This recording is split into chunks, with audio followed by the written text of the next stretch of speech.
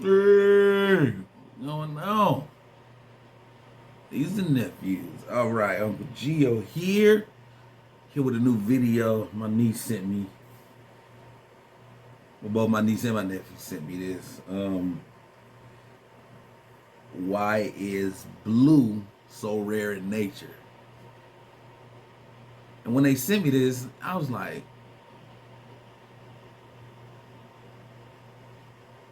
you don't see a lot of blue in nature. Like when you start doing the calculations in your head, like I don't see a lot.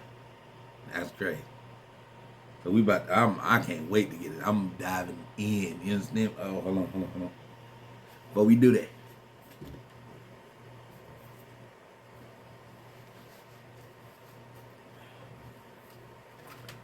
You gotta make it official. Alright, so we about to get into this. Let's go.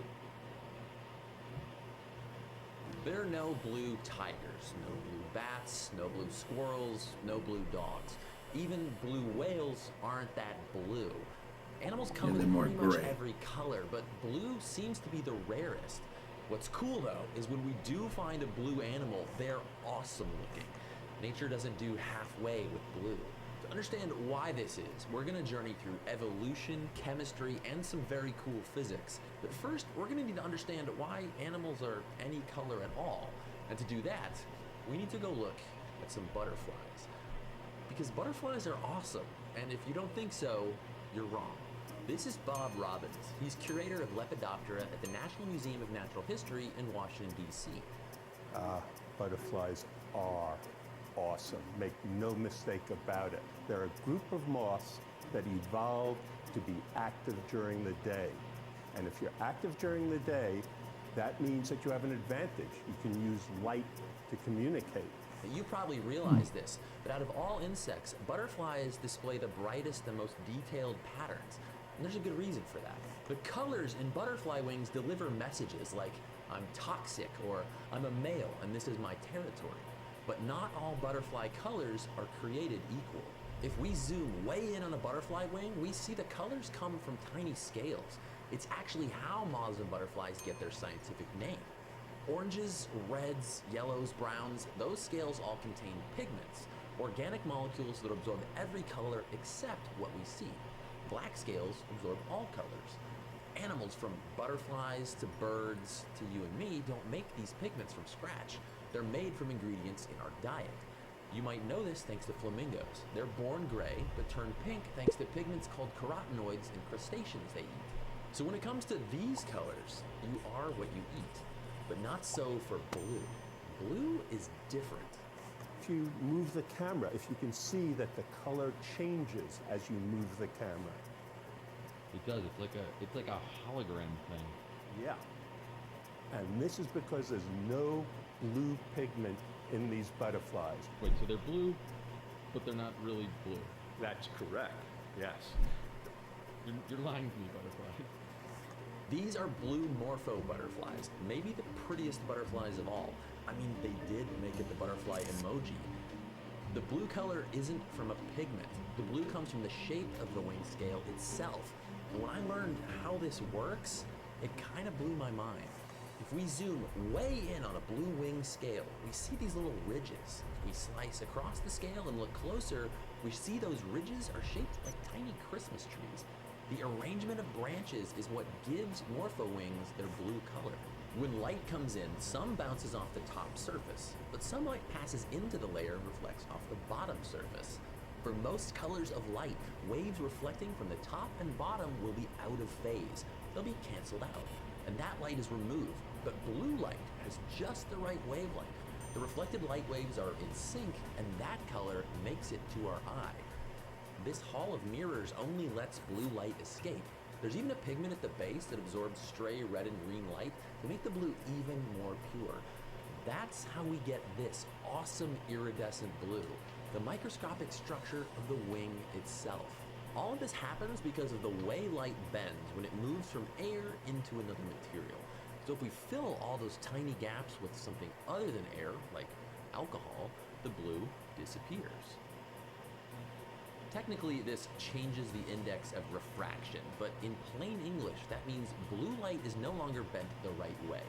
The microscopic light filter is broken until the alcohol evaporates and the color returns. But these butterflies live in the rainforest. You'd think they'd lose their color anytime they got wet, right? Well, watch this. These wing scales are made of a material that's naturally water resistant. They stay blue in any weather.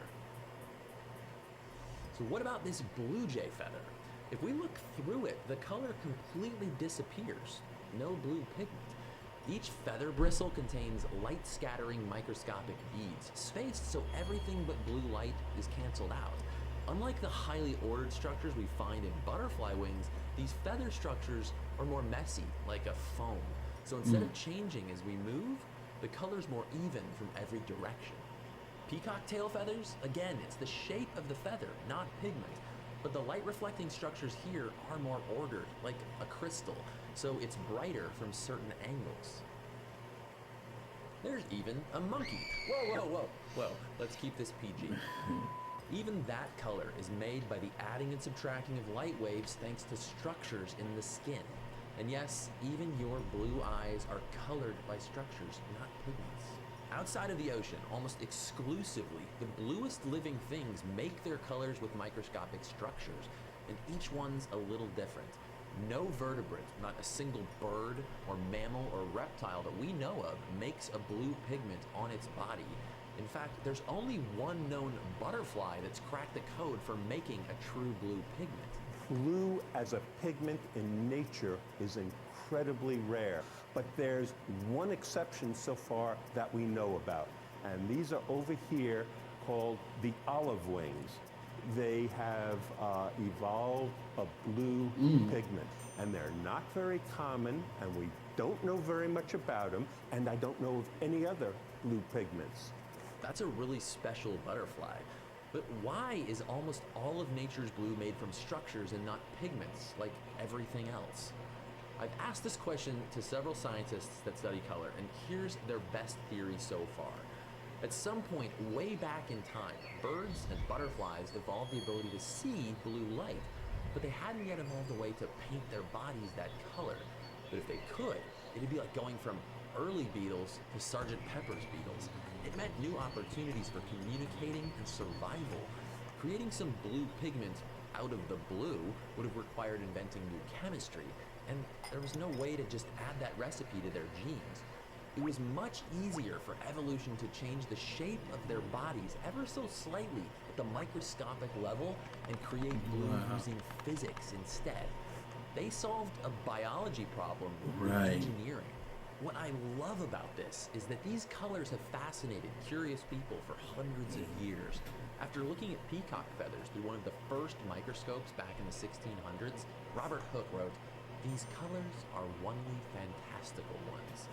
Even Isaac Newton noticed there was something unusual about these blues, and scientists have been studying them ever since, not only because the science is interesting, but because it's beautiful.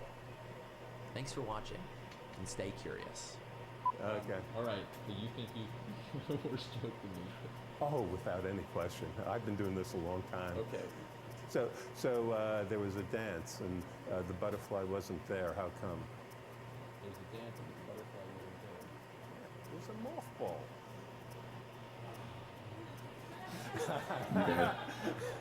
I told you. Okay, you got that off. Okay, he wins. That was.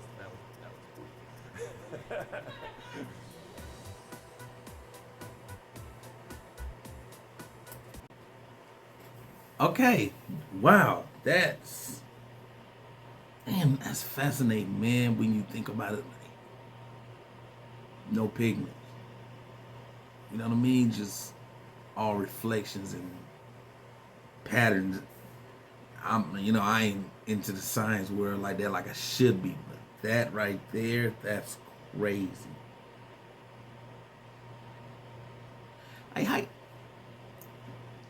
We can't fathom this type of evolution, man. You know what I mean?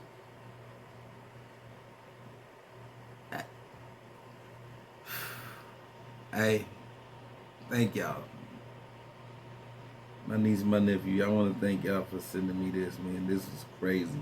Now it's gonna make me want to like dig deeper into the mystery of the blue. You know what I'm saying? Man, but